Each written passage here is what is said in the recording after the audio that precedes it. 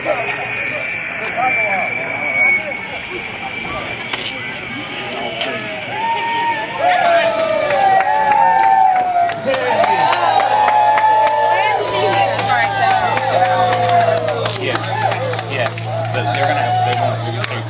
in here everything's now fine. It's all changed. But it's all good. Hey, Rory. How's everybody? Good. With a chance to review A-Day, what were some of the big takeaways after you looked at the tape? Yeah, what really stood out to me, first of all, is the crowd. 70,000 fans. When the weather wasn't great, it just gave a boost for our players, our coaches. Hell, it does nothing but help you recruiting. As far as on the field, I think we accomplished kind of what we were looking for. We wanted to get out there and throw the ball around, throw and catch. We put ones against twos strategically.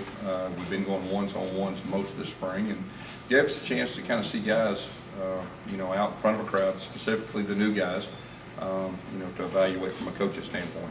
Have you gotten a chance to kind of evaluate the whole spring based on those goals you talked about at the beginning? Yeah, pretty much. This week we're taking our coordinators and our individual coaches are, having their own individual meetings with players next week. I'll kind of get into that mode. But overall, I felt like that we accomplished our goals set out.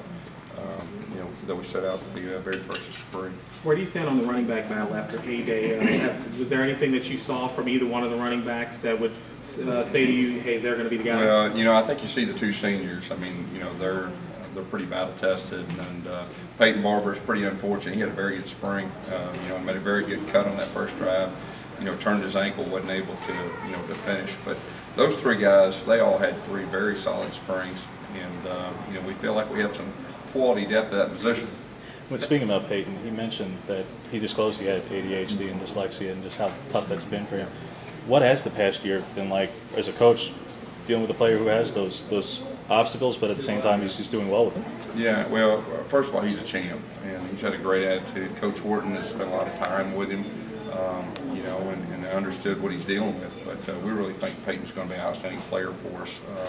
He's making very good grades, and he's off to a very good start in his freshman year. Have you ever coached a player that had those conditions to try and help him teach learn better? Yes, definitely. You talked about one of your goals, wanting to throw it around. Talk about Nick's performance in A-Day. I mean, he's showed a lot of touch, especially on those corner end zone fades. Yeah, it was good to see Nick out there. He wanted to throw it. We worked extremely hard this spring on our passing game, so it got us a chance to do it in front of a crowd. And I thought he handled himself very well in the pocket, made some very good throws. I thought our receivers did a good job getting open too and making plays, when they had opportunities. So now that your 15 practices are over, how do you still evaluate the players? Or do you just wait until the fall camp begins, or what do you do? Yeah, you meet with them individually, and you give them the assessment from a coach's standpoint. You give them the things that you feel like they need to improve on before fall. And but overall, I felt like we got really good information.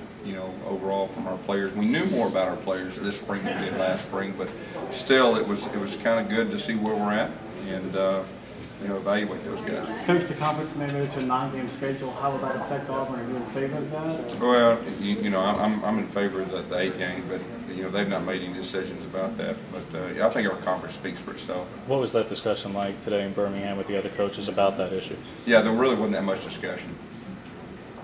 It's kind of a big picture question, but Ellis and Chris Frost were kind of talking about how defenses now, they can't really make the call right away when they come out because they got to see what formation they put in. How much harder is it for a defensive coordinator just than maybe it was 20 years ago in terms of not being able to make the call until they see what you guys put out there? Well, I think you see the game changing with fast-paced offenses and all that. I mean, just more of a challenge for a defense, to identify things, to make calls and all that. The good thing is our defense is used to going against the offense, every day. And so, I'd like to think that our guys feel very comfortable in that type of setting. And you see college football, just about every team has some type of pace. Even if they're not committed to it all the time, they've got some type. And you just see that's where the game's going. And defensive communication, is a big key moving forward, and that's one of the areas that we really tried to improve on this spring. That's kind of part of the reason why you brought Ellis in the first place, right? Wasn't it his ability to have that flexible defense? Well, I mean, I think Ellis Johnson is the best defense coordinator in college football, and I got a chance to coach against him numerous times. And when you coach against somebody you really know, and not only that, but he's a very good person. He's a great person, great examples for our players, and he's a great leader. Commissioner Slide yesterday said that the 10-second rule debate uncovered a glaring error in the process of football rules, said it should have gone before a rules committee and just should have been more thought out. Was that part of what was discussed today? Also, I know Coach Riggs said you and Coach Bielema sat rather close to each other today at today's meeting. Yeah. Just how much of that Yeah, was? there wasn't a whole lot of discussion with that. I know once we get into May meetings, there'll be more of that. He did say something about kind of he'd like to see a football competition committee established, kind of like basketball, for stuff that's about the game. What do you think about that? That's the first I've heard of that. Can you talk about your offensive line development, filling a couple holes, especially at left tackle, but you got Reese coming back. How's that unit coming along? Well, last year we felt like the offensive line was one of our strengths. The fact we lost Greg Robinson, an outstanding player, but we do have some guys that we feel very good about. We're hoping that our offensive line will be our strength again. I really look at that we have a little more depth than we did this time last year, which is always good. Moving forward, because we're a run play action team. We need to run the football to be effective. Gus, I got to ask you, what are your thoughts on the push that people are making to get athletes to be paid as part of college football? Yeah, I'm for helping athletes as much as possible. I think there's going to be a lot of debate, as you see moving forward. How's the team's mentality changed from last season to this season? Well, of course, last year we were still trying to figure out who we were. We were still trying to learn our players. Our players were learning us. It's a completely different feel. This year, we got our staff completely intact. We got a lot of our players back. They kind of know what to expect from our coaches. Our coaches know what to expect from them. So it's just more of just trying to fine tune and trying to improve in every area. But it feels completely different, this time compared to last year, as it should. Guys, what were some of the thoughts that just kind of went around making TNT 13 kind of the team slogan and motto this season? Well, each year you give your seniors, I believe in giving your seniors some ownership and, tough and together.